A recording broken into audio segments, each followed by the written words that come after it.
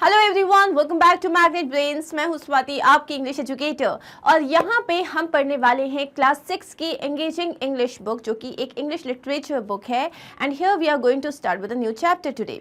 Now before I start, you know that we are here at Magnet Brains, the best ever platform जहाँ पे आपको मिलती है free education. Class kindergarten से लेके क्लास 12 तक, ओलंपियाड हुआ, एनटीएससी हुआ, कितने भी कॉम्पिटिटिव एग्जाम्स हुए, ना सिर्फ सीबीएसई बट आईसीएसई की बुक्स भी, यहाँ पे आपको सबका परफेक्ट सोल्यूशन मिलता है, बेस्ट एक्सप्लेनेशन मिलता है बेस्ट ऑफ द टीचर्स से, and that too for free. Yes, 1 और 2 चैप्टर्स के बाद आपको किसी भी तरीके का पेड सब्सक्रिप्शन लेने की कोई ज़रूरत नहीं है। And together we are going to win, together we are going to create something. So हम होंगे कामयाब। और इस पॉजिटिव नोट के साथ we are going to start today with unit 5 of our class 6 English literature engaging English book. The name of the poem is word balloon. Word balloon, balloons क्या होते हैं तो हमें पता है, बट वर्ड बलून क्या होता है, ये कौन सी चिड़िया का नाम है, यही देखने वाले हैं हम इस पोएम में। So before we start to read our poem, पहले हम हमारी पोएट के बारे में पढ़ेंगे। So Sampurna Chatterjee is the name of our poet. Sampurna Chatterjee, she's still there, was born in Ethiopia and grew up in Darjeeling. Now, the Fried Frog and other funny, freaky, foodie, feisty poems, Sight May Strike You Blind and Absent Muses are some of the books she has written. Okay, so now Sampurna Chatterjee ने जो ये सारी जो poems लिखी, इनकी pome में ना एक बहुत इंपॉर्टेंट बात है, शी इज़ हाईली इमेजिनेटिव। मतलब आप जब इस पोम को पढ़ोगे तो आपको लगेगा कि एक छोटी सी चीज़ से कितना बड़ा इमेजिनेशन क्रिएट किया जा सकता है। ठीक है, so now we are going to start with the poem. Before that कुछ दिया हुआ है, पढ़ लेते हैं। Can you imagine a world without words? क्या आप एक ऐसी दुनिया इमेजिन कर सकते हो जहाँ वर्ड्स नहीं है, जहाँ आप कुछ सुन नहीं सकते, जहाँ आप कुछ बोल नहीं सकते, वर्ड्स ही नहीं हैं? Without words we would not be able to communicate our thoughts and feelings. अब जब तक वर्ड्स नहीं है, मैं जो फील कर रही हूँ मैं आपसे कैसे कम्युनिकेट करूँगी? साइन लैंग्वेज से मैं आपसे बात कर सकती हूँ, लेकिन क्या एग्जैक्ट वर्ड्स में कम्युनिकेशन हो पाएगा? नहीं हो पाएगा। In this pome the poet takes us on an imaginary ride on a word balloon to feel the magic of words. इस पोम में जो पोएट हैं वो हमको एक इमेजिनरी राइड पे लेके जा रही हैं। जैसे हॉट एयर बलून्स होते हैं, वैसे ही एक वर्ड बलून की राइड पे लेके जा रही हैं, जहाँ वो हमें ये बताना चाहती हैं कि इन वर्ड्स की इंपॉर्टेंस कितनी ज़्यादा होती है, कम्युनिकेशन की इंपॉर्टेंस कितनी ज़्यादा होती है, और वर्ड्स कितने पावरफुल होते हैं। आपने देखा होगा कि कभी किसी ने आपको कोई बात कही, तो अगर कोई अच्छी बात कही वो भी आपके दिल में रह जाती है, कोई बुरी बात करी वो भी आपके दिल में रह जाती है। जब हम किसी से गुस्सा होते हैं तो मेजरली क्यों होते हैं? उनके शब्दों ने हमको हर्ट किया हुआ होता है। सो वर्ड्स एक बहुत इंपॉर्टेंट रोल प्ले करते हैं, और वही रोल अभी हम इस पोम में देखने वाले हैं। तो चलिए स्टार्ट करें। Now I would like to ride a word balloon high up in the sky made of words like bandicoot and Caravanserai. Now here the poet is saying कि मुझे ना एक वर्ड बलून में राइड करना है, high up in the sky, जो एकदम sky में ऊपर जाएगा, जैसे हॉट एयर बलून्स होते हैं, made of words like bandicoot and caravanserai. अब यहाँ पे वो बोल रही है मेरा जो वर्ड्स होंगे ना, मतलब जो मेरे बलून्स होंगे वो डिफरेंट वर्ड्स के बने होंगे। जैसे एक है बैंडिकूट, बैंडिकूट का मतलब क्या होता है? अ लार्ज रैट, बहुत बड़ा सा चूहा। And what is a caravanserai? Caravanserai is an inn with space to park caravans. मतलब एक बहुत बड़ा, जैसे एक लॉज जैसा होता है जहाँ पे आप कारवां को पार्क कर सकते हो, जैसे लोग आते हैं वो लोग रह सकते हैं। कारवांसराय जो होता है, सराय हिंदी का नाम है और यहीं से ये इंग्लिश वर्ड बना हुआ है। ठीक है, और perhaps a word like gargantua, that's big, or another one like excavate, which really means to dig. Now she is using very different words. ये सारे words I'm sure आपने कभी सुने नहीं होंगे, like bandicoot, caravanserai या gargantuan. gargantuan मतलब क्या होता है? That's big, बहुत बड़ी चीज़ को गर्गाशुआन कहते हैं। और another one like excavate, excavate का मतलब क्या होता है? एक्सकेवेशन का मतलब होता है डिग करना। आप जब डिग करते हो कोई चीज़ को, जैसे आप कोई रिसर्च कर रहे हो, कोई डिस्कवरी कर रहे हो, तो आप एक्सकेवेट, जैसे आपने अगर खोदा किसी चीज़ को तो उसको डिग करने को एक्सकेवेट करना कहते हैं। सो वो यहाँ कह रही है कि I wish to write a word balloon, और वो जो वर्ड्स है ना वो बहुत अलग अलग वर्ड्स होने चाहिए। May be she is obsessed with vocabulary building, जिसकी वजह से वो नए नए वर्ड्स में बहुत ज़्यादा इंटरेस्टेड है। Sometimes I'll use lighter words like ethereal and fey. Sometimes I'll use heavier ones so I won't drift away. Now she is saying, अब ये जो उसके बलून्स हैं ये वर्ड्स के बने हुए हैं, तो अगर आप कोई बहुत हैवी वर्ड यूज़ कर रहे हो, बेसिकली बहुत टफ वर्ड यूज़ कर रहे हो, तो क्या होगा, आपका बलून जो है वो हैवी हो जाएगा, तो वो it won't go high up in the sky. But sometimes suppose she wants to go high up in the sky, जब वो चाहती है एक ऊंची उड़ान भरना, तो वो हल्के शब्दों का यूज़ करेगी, जैसे इथेरियल या फे। इथेरियल का मतलब क्या होता है, ethereal is very delicate and light. Ethereal का मतलब क्या होता है, बहुत ही हल्का और light.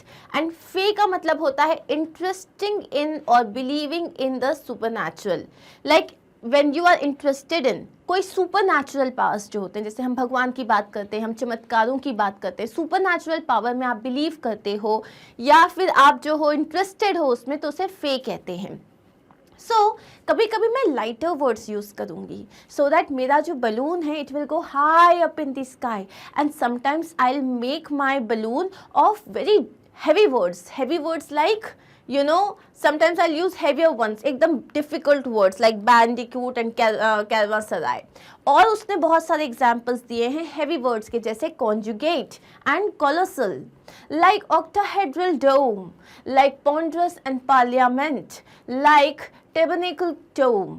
Now here she is saying that I'm going to use really difficult words so that my balloon doesn't drift away, मतलब वो एकदम बस हवा में उड़ ही ना जाए, उसमें उसकी थोड़ी सी strength हो। Now these words are important, like conjugate का मतलब क्या होता है, give the different forms of a verb, मतलब एक ही verb के different forms देना। colossal का मतलब होता है extremely big। ऑक्टाहेड्रल का मतलब क्या होता है, हैविंग 8 सरफेसेस, जहाँ भी कोई भी चीज़ जिसकी 8 साइड्स होती हैं उसको बोलते हैं ऑक्टाहेड्रल। ऑक्टा का मतलब होता है 8। Next is स्पॉन्डरस। स्पॉन्डरस का मतलब होता है एक्सट्रीमली हैवी। टेबरनेकल का मतलब होता है a small portable place of worship, मतलब टेबरनेकल मतलब एक छोटी सी ऐसी जगह जहाँ पे आप वर्शिप कर सकते हैं, एंड इट इज़ पोर्टेबल, आप उसको मूव भी कर सकते हैं। जैसे मंदिर है, मंदिर को आप अपने साथ लेके नहीं जा सकते ना, जो बड़े बड़े मंदिर होते हैं वहाँ पे ये थोड़ी ना हुआ कि मैं तिरुपति गई बालाजी मंदिर, बोले बहुत अच्छी जगह है, लेके अपने साथ आ गई, ऐसा नहीं हो सकता है ना। सो यहाँ पे टेबरनेकल टोम मतलब होते हैं ऐसे मंदिर जहाँ पे आप जिनको पोर्टेबल हैं, जिनको आप अपने साथ लेके जा सकते हो। अब ये सारे वर्ड्स हैवी हैं, येस और no, very heavy। So the poet is saying that sometimes I'll use easy words like ethereal or fey, and sometimes I'll use these heavy words ताकि जो मेरा word balloon है it doesn't drift away। But the brightest ones will be the best, the shiny happy words like scintillate and radiate, they will fly like hummingbirds। Now she is saying कि heavy balloons and lighter balloons तो ठीक है, लेकिन मेरे सबसे ज़्यादा best balloons कौन से होंगे, एकदम जो शाइनियर बलून्स होंगे वो होंगे जिनमें वर्ड्स कैसे यूज़ किए हैं मैंने, bright and beautiful, like scintillate and radiate। So she is saying that जो बेस्ट हैप्पी बलून्स होंगे वो होंगे scintillate। scintillate का मतलब क्या होता है, स्पार्कल, चमकना। एंड रेडिएट का मतलब क्या होता है, लाइट एमिट करना, मतलब जिसमें से लाइट निकल रही है। सो ये जो वर्ड्स हैं, इन वर्ड्स में ही ब्राइटनेस है, इसीलिए वो कह रही है ये जो बलून्स हैं ये बहुत ब्राइट और ब्यूटीफुल होंगे, and they will fly like humming birds. जिस चीज़ में भी लाइट होती है, जैसे हमिंग बर्ड की हम बात करें, हमिंग बर्ड से क्यों कंपेयर किया गया है, because humming bird is a care free bird, वो बिंदास जो है वो आसमान में उड़ती है। सो ये जो ब्यूटीफुल ब्राइट बलून्स होंगे ये हमिंग बर्ड की तरह फ्लाई करेंगे। Don't ask me where I find them. अब इतने सारे वर्ड्स मुझे पता है, मुझसे ये मत पूछना कि मैंने इन्हें कहाँ ढूंढा। They are in the dictionary, ये सारे वर्ड्स कहाँ हैं, डिक्शनरी में हैं। And back home I feed them all, और जब मैं घर जाती हूँ तो ये सारे वर्ड्स में आई फीड देम ऑल। अब आप किसी को वर्ड्स खिला सकते हो, नहीं खिला सकते, लेकिन वो यहाँ क्या कहना चाहती है कि ये सारे वर्ड्स मैं किसे बताती हूँ, to my pedigreed canary. Pedigreed के दो मतलब होते हैं, एक तो ये कि जब आप किसी एक पर्टिकुलर ब्रीड से ही बिलोंग करते हो, स्पेशली डॉग्स के लिए यूज़ किया जाता है तो उसे पेडिग्रीड कहते हैं। और दूसरा होता है इसका मतलब from a family of high social class. अगर आप एक हाई सोशल क्लास से बिलोंग करते हो तो उसे भी आप बोल सकते हो पेडिग्रीड। सो वो यहाँ कह रही है जो मेरी एक छोटी सी येलो बर्ड है जिसे हम कैनरी कहते हैं, so it's a pedigreed canary, क्योंकि मैं उसको इतने बड़े बड़े वर्ड्स बताती हूँ, इतने डिफिकल्ट वर्ड्स बताती हूँ, तो I am raising her class, तो वो हाई क्लास से बिलोंग करती है। So she is now here saying in the last stanza कि मुझसे ये मत पूछो ये सारे वर्ड्स मुझे कहाँ मिले, कहाँ मिले मुझे ये सारे वर्ड्स, अरे ये सब तो डिक्शनरी में है। और जब मैं ये सारे वर्ड्स पढ़ती हूँ, so once I go home, so I tell all these words to my canary so that she also becomes extremely intelligent, and that is it। ये थी हमारी पोम।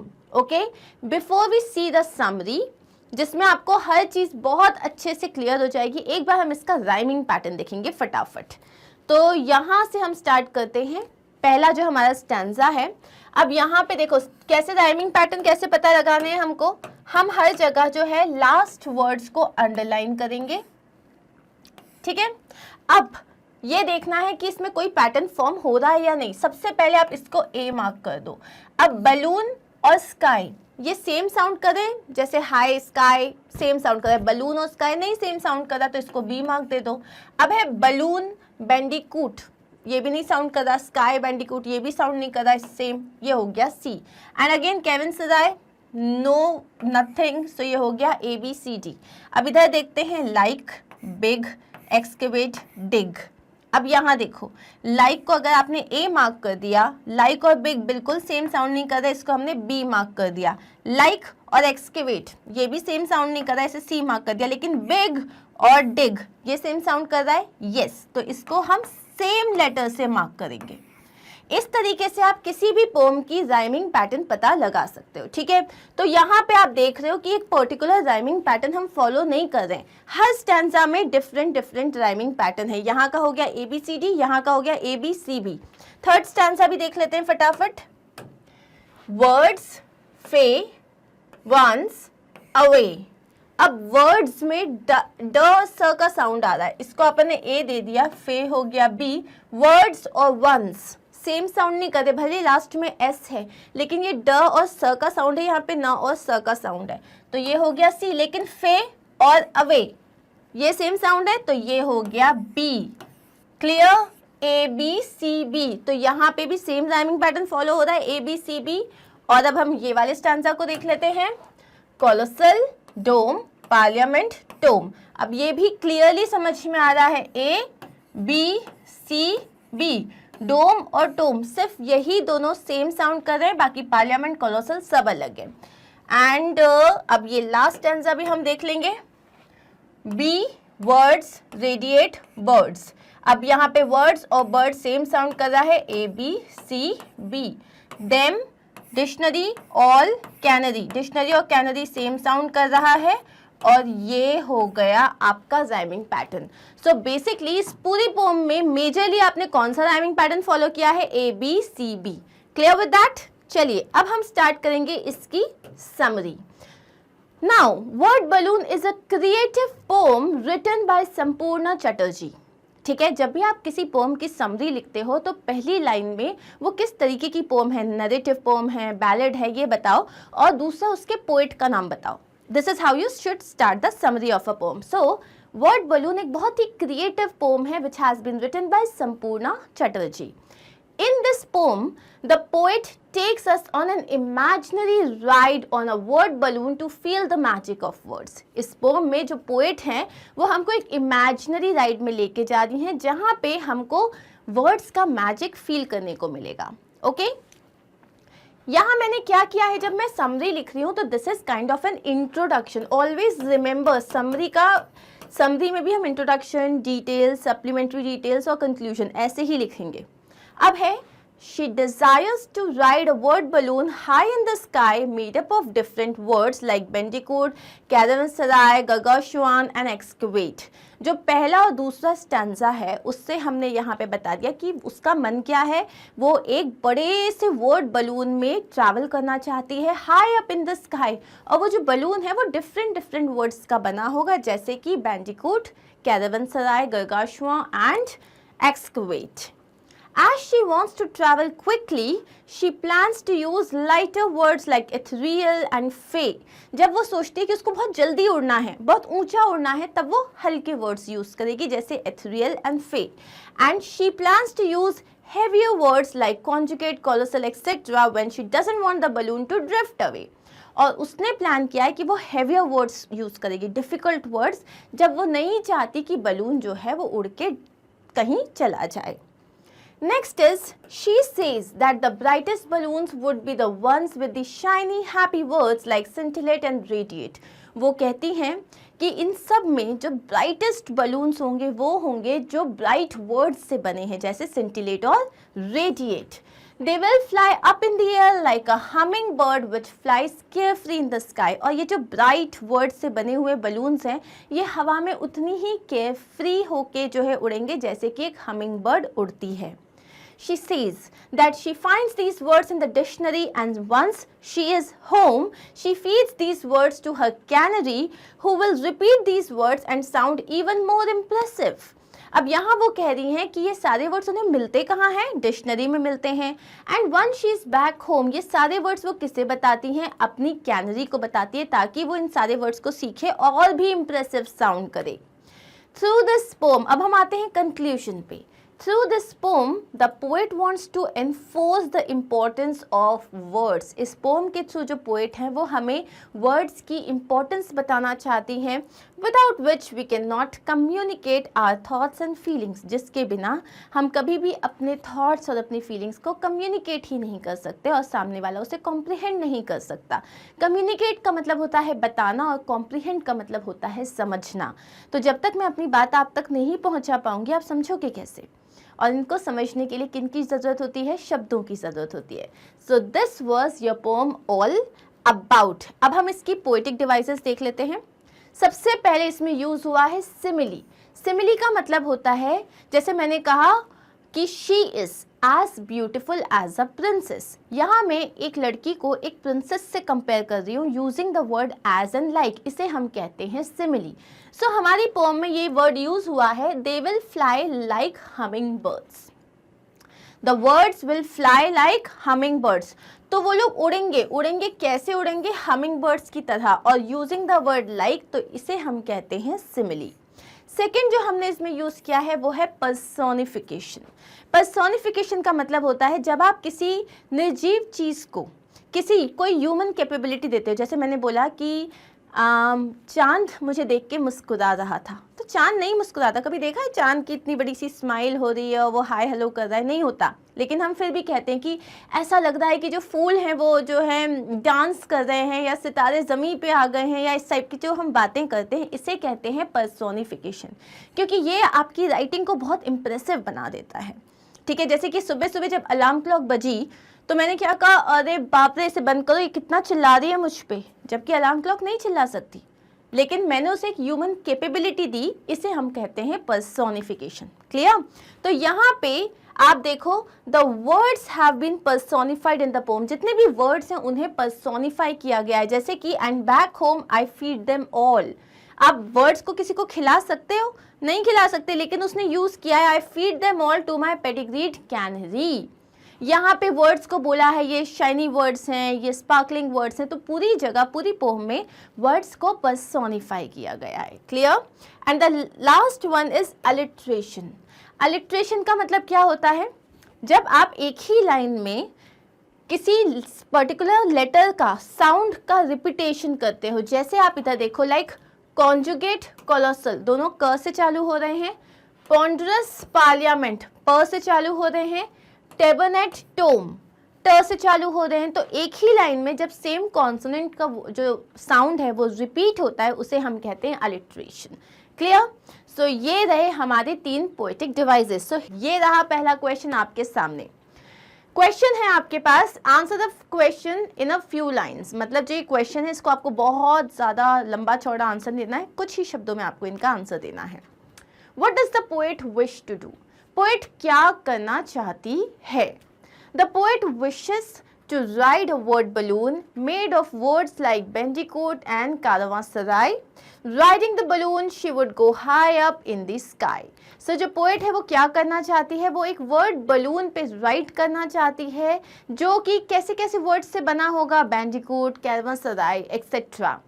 इस बलून पे राइड करके वो एकदम हवा में उड़ना चाहती है। She wants to go high up in the sky. Simple answer है। नेक्स्ट क्वेश्चन देखते हैं।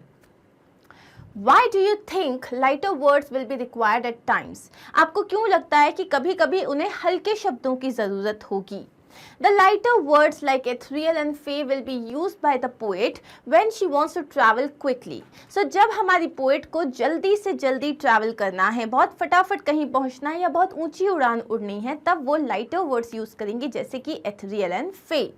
As these words are light, it will help the balloon gain altitude and move fast. क्योंकि ये words बहुत हल्के हैं तो इससे क्या होगा, इससे जो बलून है वो बहुत ज़्यादा हाई ऑल्टीट्यूड पे जा सकता है और बहुत ही फास्ट जा सकता है। सिंपल। नेक्स्ट है, what functions will the heavier words perform? अब जो हेवियर वर्ड्स हैं उनका क्या काम है? The heavier words will keep the balloon from drifting away. ये जो heavier words हैं ये बलून को ड्रिफ्ट होने से रोकेंगे। They will function as anchors and help the balloon remains at one place. ये एक तरीके से जब कोई चीज़ हैवी होती है ना तो क्या होता है, उसमें ग्रेविटेशनल फोर्स ज़्यादा लगता है, तो क्या होगा, वो एक तरीके से बलून को जो है उड़ने से, एकदम भग जाने से, ड्रिफ्ट अवे होने से रोक लेगी by anchoring, by acting as a anchor. Anchor मतलब क्या होता है, जैसे शिप होता है ना, तो उसमें इस तरीके का एक एंकर होता है जिसमें ना आप उसको फंसा सकते हो जिसके बाद वो कहीं जाए नहीं। तो यहाँ जब वेट है, हेवी वर्ड्स जो है वो एक एंकर की तरह काम करेंगे जो बलून को ड्रिफ्ट होने से रोकेंगे। क्लियर? अब नेक्स्ट क्वेश्चन है, where does the poet find the word that the word balloon would be made of? अब पोएट को ये सारे वर्ड्स मिलते कहाँ से हैं जिससे वो ये सारे वर्ड बलून्स बनाते हैं? कहाँ से मिलते हैं? डिक्शनरी से। The words with which the poet wishes to make her word balloon are all found in the dictionary. बहुत इजी आंसर है ये। अब है नेक्स्ट, हमें पोम से कुछ लाइन्स दी हुई है और उस पर बेस्ड क्वेश्चंस हैं। But the brightest ones will be the best, the shiny, happy words. आपको याद है जब पोएट ने कहा था कि सारे हल्के वर्ड और भारी वर्ड्स तो होंगे लेकिन सबसे ब्यूटीफुल वर्ड्स कौन से होंगे? जो एकदम ब्राइट वर्ड्स होंगे और जो कि हैप्पी शाइनी वर्ड्स होंगे। जैसे कि कौन कौन से वर्ड्स थे? रेडिएट और scintillate. So what does the poet tell us about the nature of the word in this stanza? इस स्टैंजा में वो हमें वर्ड्स के बारे में क्या बता रही हैं?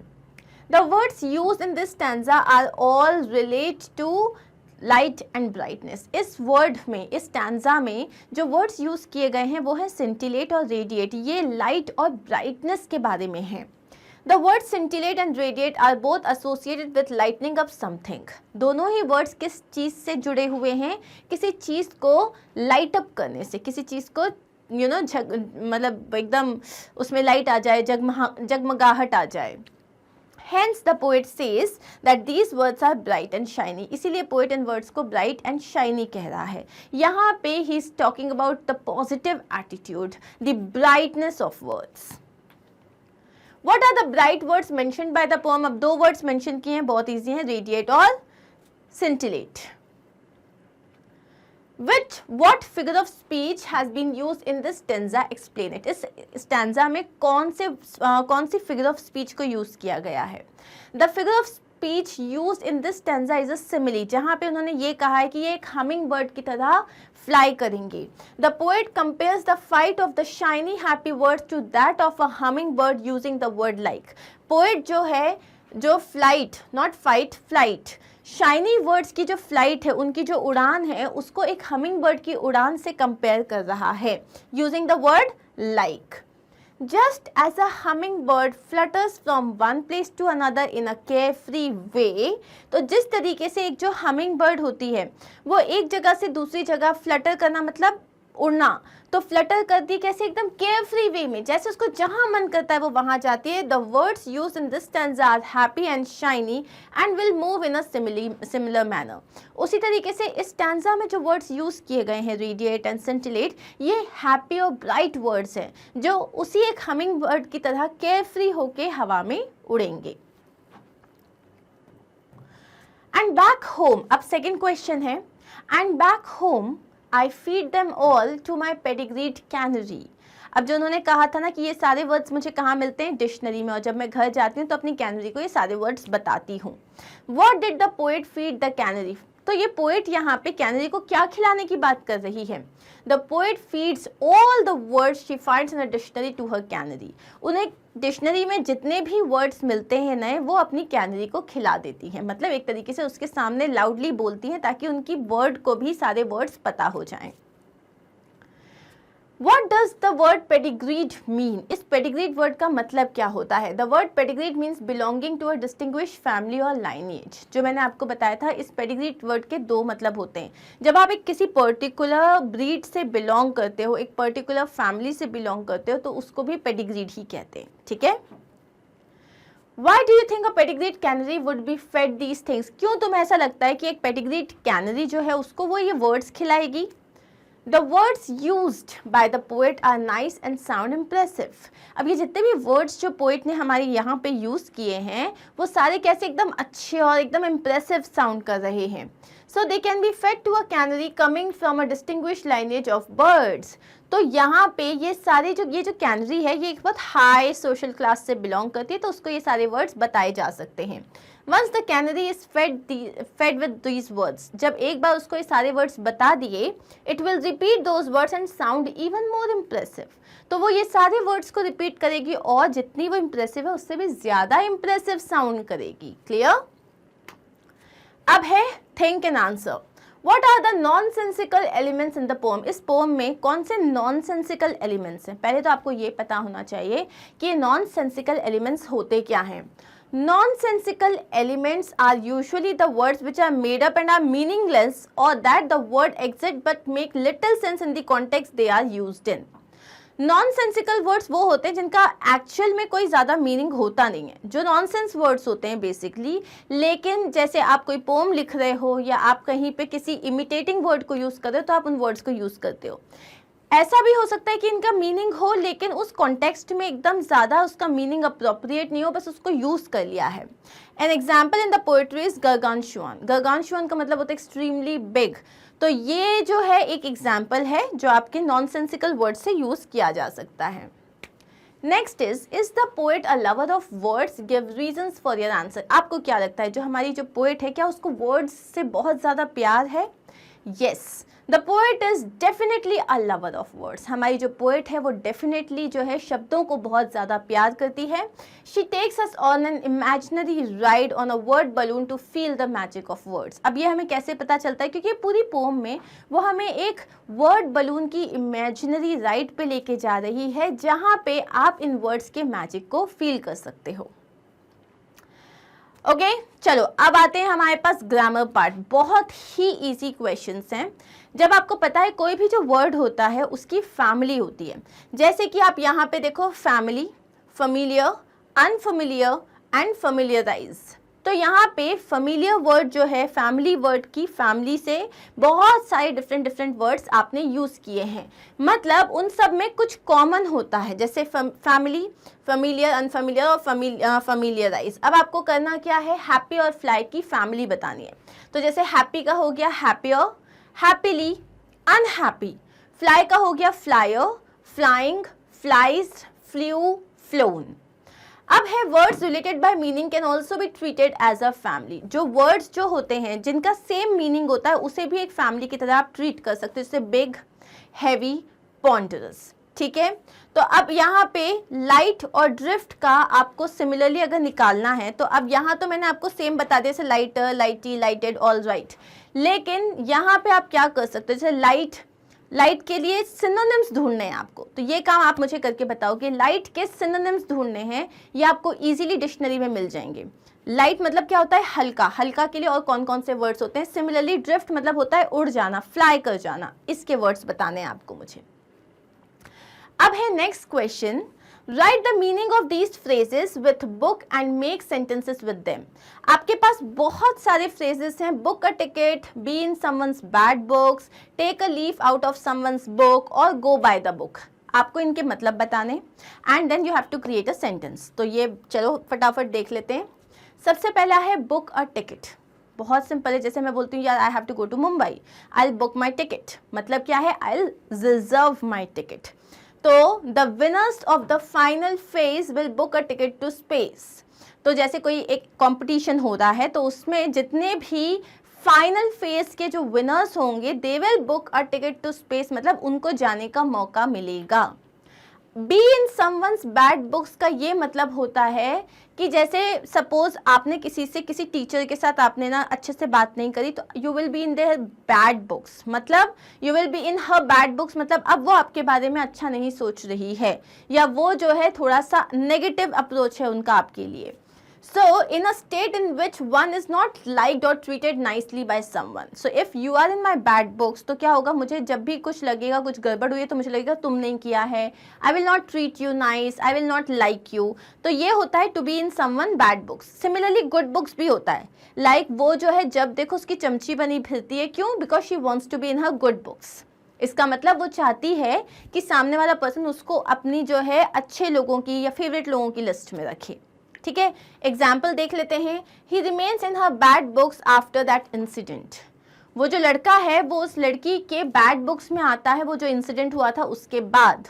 मे बी उसने मारा होगा, मे बी उसने कुछ अब्यूज़ किया होगा, कुछ भी हो, जो भी हुआ था उसके बाद से वो उसे पसंद नहीं करती। ठीक है, take a leaf out of someone's book. Take a leaf out of someone's book का मतलब होता है to copy something that someone else does because it will bring you advantages. जैसे कि हम ये काम बहुत ज़्यादा करते हैं, आप किसी को एडमायर करते हो, आप अपने टीचर को एडमायर करते हो, अपने बड़े भाई को एडमायर करते हो, अपने पेरेंट्स को एडमायर करते हो, तो आप वही चीज़ करना चाहते हो जो वो करते हैं ताकि आपको अपनी लाइफ में उस चीज़ का एडवांटेज मिले। इसे क्या कहते हैं? To take a leaf out of someone's book. Example देख लेते हैं। Maybe I should take a leaf out of Rick's book and start coming in early every morning. आपने देखा कि रिक जो है हर मॉर्निंग सुबह जल्दी आता है, उससे उसका काम टाइम पे ख़त्म हो जाता है और वो घर टाइम पे जा पाता है। तो आपने क्या बोला? I should take a leaf out of Rick's book. इसका मतलब मुझे उससे ये चीज़ सीखनी चाहिए, उसकी ये आदत मैं अपने अंदर डाल लेती हूँ, तो इससे क्या होगा, मेरी लाइफ में भी एडवांटेज मिलेगा मुझे। Last is go by the book. Go by the book मतलब जो रूल्स बने हुए हैं, जो नॉर्म्स बने हुए हैं, आप उन्हें मानते हुए कोई काम कर रहे हो। To do something correctly and strictly following all the rules.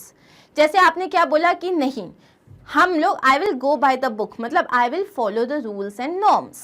Okay, my boss insist on doing everything by the book. मेरे बॉस बोलते नहीं, जो रूल्स हैं उसके हिसाब से ही काम करना है, हम बिल्कुल भी ट्वीक नहीं कर सकते रूल्स को। ठीक है, अब हम आते हैं ट्रांजिटिव और इंट्रांजिटिव वर्ब्स पे। ये बहुत इंपॉर्टेंट टॉपिक है ग्रामर का, क्योंकि इस पे बेस्ड जो है काफ़ी बड़े बड़े टॉपिक्स जो हैं आपके बेस्ड होते हैं, ये उसका बेस है। ठीक है, ट्रांजिटिव और इंट्रांजिटिव क्या होता है मैं आपको समझा देती हूँ। हमें कोई भी जब हम सेंटेंस पढ़ते हैं तो उस सेंटेंस में क्या होता है, जैसे यहाँ पे है he had to solve this mystery. He had to solve this mystery, यहाँ हमारा सब्जेक्ट कौन है? सब्जेक्ट है हमारा ही, जो काम कर रहा है। वो क्या काम कर रहा है? सॉल्व कर रहा है। नाउ आस्क द क्वेश्चन, ये वर्ब है। ठीक है, ask the question what is he solving. वो क्या सॉल्व कर रहा है? वो एक मिस्ट्री सॉल्व कर रहा है। ठीक है, यहाँ पे इसे हम कहते हैं ऑब्जेक्ट। क्या कहते हैं इसको हम? ऑब्जेक्ट। अब यहाँ देखो, ही सर्च्ड डेस्परेटली। अब यहाँ पे है सब्जेक्ट क्या है? ही। क्या काम किया उसने? ढूंढने का, सर्च करने का। What did he search? Desperately का तो मतलब ये होता है उसने कैसे सर्च किया, एकदम बहुत ही डेस्परेट होके। लेकिन क्या सर्च किया? Do we have the answer? No, we don't have. तो यहाँ हमारे पास कोई भी ऑब्जेक्ट नहीं है। यहाँ हमारे पास ऑब्जेक्ट है, यहाँ हमारे पास ऑब्जेक्ट नहीं है। जिन सेंटेंसेस में वर्ब्स का ऑब्जेक्ट होता है उसे हम ट्रांजिटिव कहते हैं। जहाँ वर्ब का ऑब्जेक्ट नहीं होता उसे हम इंट्रांजिटिव कहते हैं। ठीक है, अब यहाँ पे आ जाते हैं हम इन क्वेश्चंस में। ठीक है, जब हम इन क्वेश्चंस को करेंगे तो आपको और अच्छे से समझ में आ जाएगा। दे कुक्ड डिनर फॉर अस। करना क्या है आपको? यहाँ पे आपको आइडेंटिफाई करना है जो वर्ब्स हैं वो ट्रांजिटिव हैं या इंट्रांजिटिव हैं। सबसे पहले दे क्या हो गया? ये हमारा हो गया सब्जेक्ट। वर्ब क्या है? काम क्या किया उन्होंने? कुक करने का काम किया है। My question is what did they cook. क्या कुक किया उन्होंने? ओके, उन्होंने डिनर कुक किया। मतलब तुम्हारे पास ऑब्जेक्ट है और इसका मतलब ये क्या हो गया? ट्रांजिटिव। क्लियर? अब देखो Harry slept of, Harry subject है, वर्ब क्या है slept, slept what, slept what क्या सोया, नहीं पता, हम ये थोड़ी ना बोलेंगे अरे वो सो गया, लेकिन सोया क्या, आंख सोई, दिमाग सोया, क्या सोया हमें नहीं पता। तो यहाँ पे आपके पास ऑब्जेक्ट नहीं है, नहीं है तो ये क्या हो गया इंट्रांजिटिव, क्या हो गया ये intransitive. I find this activity interesting, you find, I तो क्या हो गया सब्जेक्ट हो गया, फाइंड वर्ब हो गया, you find what this activity, find what this activity, तो यहाँ पे आपके पास ऑब्जेक्ट है और ये हो गया transitive. Sam never lies, Sam की बात हो रही है, वो काम क्या कर रहा है, नेवर लाइज, लाइज व्हाट, आप बोलोगे लाई मतलब झूठ बोलना, एग्जैक्टली लाई क्या झूठ बोलता है, Sam never lies you, Sam never lies me, Sam never lies I don't know, तो इधर पे हमारे पास ऑब्जेक्ट नहीं है, ये हो गया intransitive. Okay, grandmother painted a picture, grandmother हमारी सब्जेक्ट है, उन्होंने क्या काम किया है पेंट करने का, व्हाट डिड शी पेंट, क्या पेंट किया, a picture for me, a picture, क्या उन्होंने किया है पेंट, अ पिक्चर, ऑब्जेक्ट है, हाँ है, क्या हो गया ये transitive. We danced at my brother's wedding, अब देखो प्लीज यहाँ तुम्हारे सारे डाउट्स क्लियर हो जाएंगे, सब्जेक्ट क्या है वी, क्या काम किया हमने डांस करने का, what did you dance, leg dance किया, we dance our legs, we dance our hands, no, so ये एक इंट्रांजिटिव वर्ब है क्योंकि यहाँ पे ऑब्जेक्ट नहीं है, ये क्या हो गया intransitive. Clear with this much, ये हो गए आपके answers. Okay, so here we are done with this chapter with all the question answers, grammar solutions, vocabulary words. I hope you understood it well. कोई भी डाउट होता है you can always ask me in the comment section. And of course आपको ये सारे videos कहाँ मिल सकते हैं, हमारी वेबसाइट पे विच इज़ magnetbrains.com। अब यहाँ पे आपको क्या करना है, जैसे आप एड्रेस बार में डालोगे magnetbrains.com तो ये रहा home page, this will appear. अब यहाँ पे आपको एक्सप्लोर टॉप कोर्सेस में पूरी क्लासेस मेंशन है, जैसे यहाँ पे suppose we are dealing with class 6 right now, so you will click on class 6। जैसे ही आप क्लास 6 में क्लिक करोगे सारे क्लास 6 के टीचर्स ने जो जो सिखाया है सब आ जाएगा। Now here you will click on class 6 engaging English and you will get chapter wise videos की लिस्ट। यहाँ जाके जो भी चैप्टर आपको पढ़ना है उस पर आप क्लिक करोगे और इस तरीके से आपका वीडियो स्टार्ट हो जाएगा। Okay, and yes of course the good news is कि मैग्नेट ब्रेन्स हिंदी भी अब अवेलेबल है। सो हिंदी मीडियम के जितने भी स्टूडेंट्स हैं जिनको अभी तक डर लगता था, समझ नहीं आता था कि कहाँ से आप जो है ये पूरा अपना जो कोर्स का कंटेंट लेके आओगे, तो अब आपको बिल्कुल परेशान होने की ज़रूरत नहीं है क्योंकि अब मैग्नेट ब्रेन्स हिंदी आ गया है and everything is available on this platform. So do not wait for anything, just subscribe and share it with your friends. Thank you so much once again. I'll see you very soon in my next video जहाँ पे हम unit 6 के साथ start करेंगे class 6 engaging English की book. तब तक के लिए take care of yourself, bye bye.